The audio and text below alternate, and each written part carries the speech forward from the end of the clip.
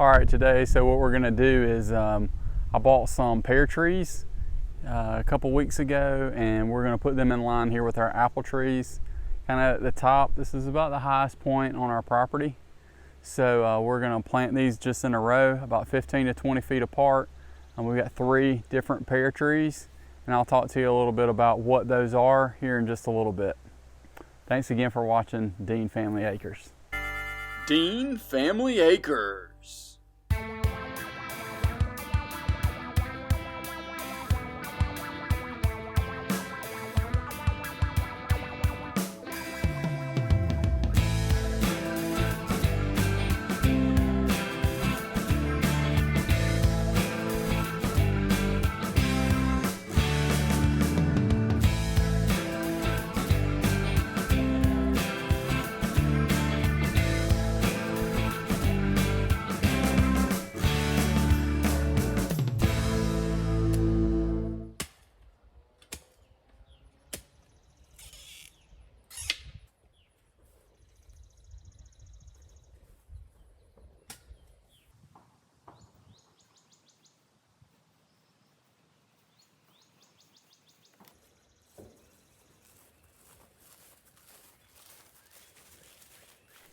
So the 3 pear trees that we got are Bartlett, Kieffer, and then a giant Olympic, which is an Asian pear.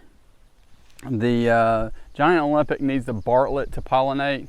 I didn't see Kieffer anywhere online or on the paperwork that came with it to show that that would pollinate. So what I'm going to do is I'm going to go ahead and put the Kieffer first in this hole.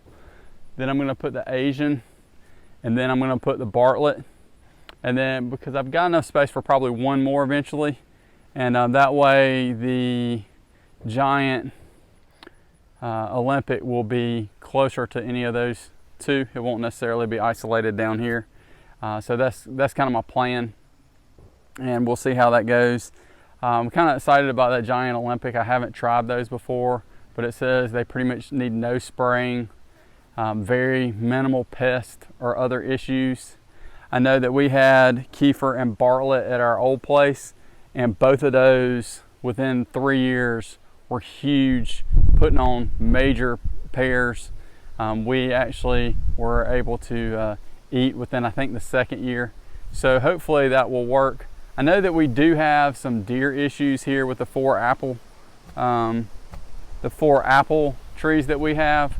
I've kind of worked with that some. I haven't worried about it a whole lot because I didn't think it through. The apple trees that I picked out were perfect for our zone in regards to the number of chill hours that they needed, but they're not cedar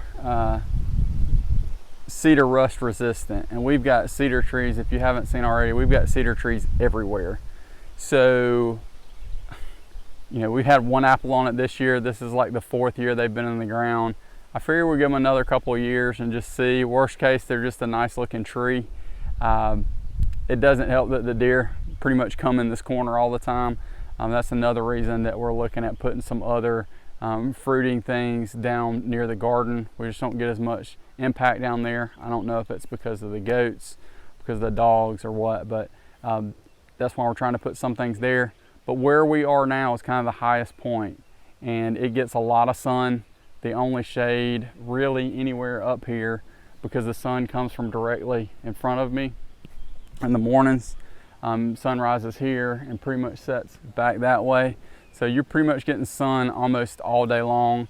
There is 1 decent sized crepe myrtle behind, basically right in front of me, that does provide a little bit of shade first thing in the morning, but other than that, we're getting pretty much straight sun.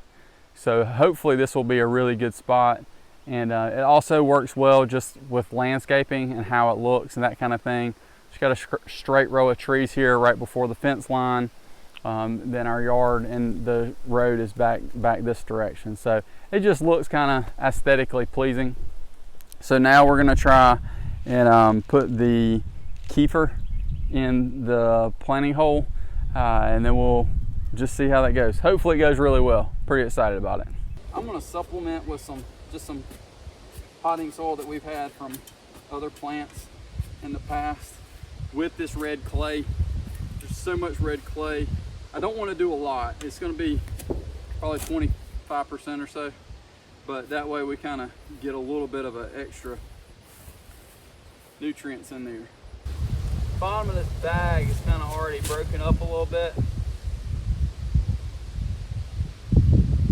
So traditionally these will kind of rot out.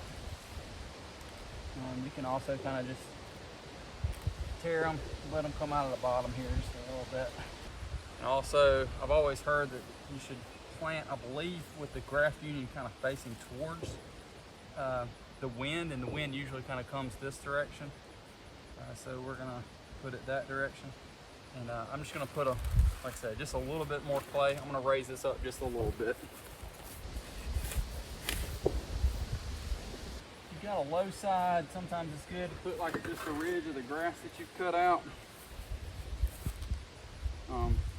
It can help. It's not really necessary if you're gonna water it a good bit, but I usually kind of say, what's it gonna hurt?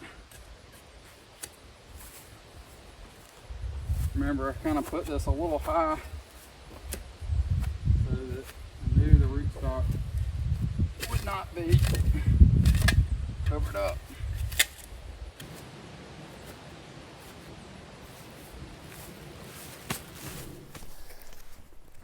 Woo.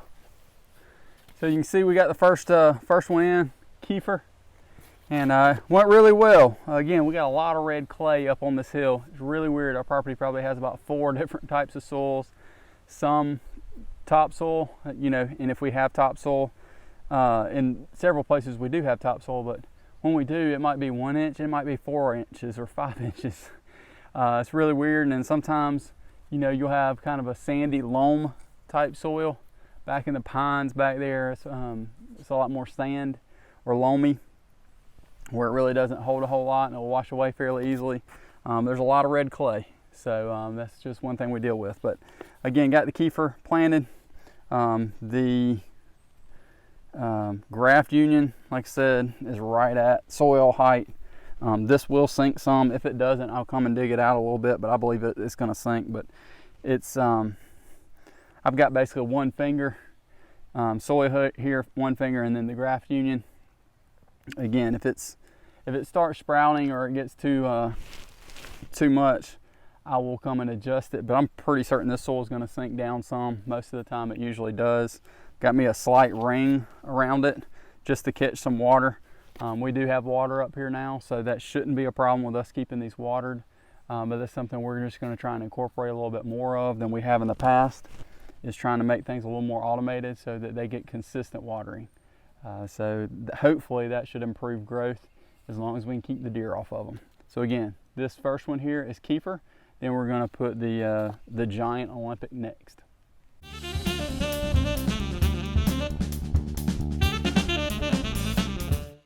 So after kind of rethinking this a little bit, I think I'm going to do Kieffer, Bartlett, then Olympic. The giant Olympic, because that way whenever or if we ever put a 4th pair in, I can make sure that that is a pollinator for the giant Olympic, and that way it'll have a pollinator on either side. I just think it makes more sense. It took me a little while to think through that, but that's what we're going to go with. I'm going to go ahead and water in this Kieffer. As I mentioned before, it looks like we've got a nice collection of our best friends here in the South, fire ants. Again, this is our Kieffer pear, and hopefully we can have a good crop from it in a couple of years. And the deer will maybe keep eating on the apples that have cedar apple rust and leave the pears alone. Yeah, right. I've got some deer way that I've used a few times and it works. I just have to remember to come out here and do it. And I really hadn't been as motivated since these apple trees are just ate up with cedar apple rust. And so maybe this will motivate me a little bit more to get some of that done. And we can kind of have a little bit more fruit production. I don't know about y'all, but I love some pear preserves, and that's one of the motivations for us getting some pears. I love white peaches as well. We had 1 tree of those at the old house that was great. So that will be on the list before too much longer.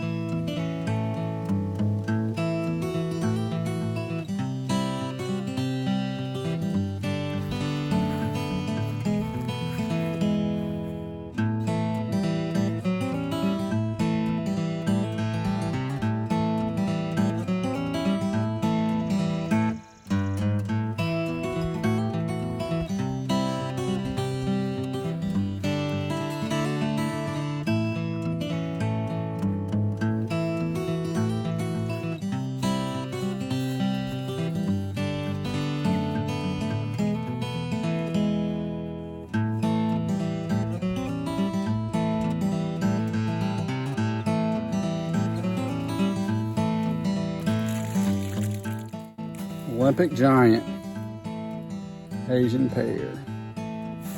Thanks so much for watching. Greatly appreciate it.